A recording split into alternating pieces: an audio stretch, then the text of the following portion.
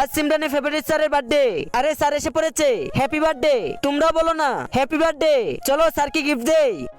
Sir আমি আপনার জন্য বই নিয়ে এসেছি, আর আমি কলম, আর আমি আপনার জন্য চকলেট নিয়ে এসেছি। আর এটা তো আমার ফেভারিট চকলেট। আর সিমরানের গিফট স্যারের অনেক ভালো লাগে। কিন্তু পরের দিন, হ্যাঁ চকলেট, এটা তো ওই চকলেট যেটা আমি কালকে স্যারকে গিফট করেছিলাম। এমন তো আবার হয়নি। ওর কি মনে হচ্ছে আমাকে ফেভারিট চকলেট দেবে আর আমার ফেভারিট স্টুডেন্ট হয়ে যাবে?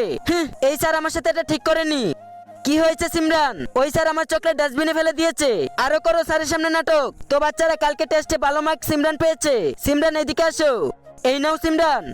ওর কি হলো? চিনু তুমি রেখে দাও এই কলম। সিমরান এটা ঠিক করেনি। ভালো হয়েছে চলে গেছে। আরে পাগল তুই এমনটা কেন করলি? ওটা তো কালকে।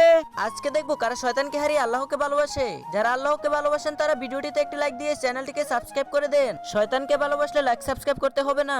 এই চকলেটের মেয়াদ শেষ। এখন যদি আমি এটা অন্য জায়গায় রাখি অন্য কেউ খেয়ে ফেলবে। একটা কাজ করি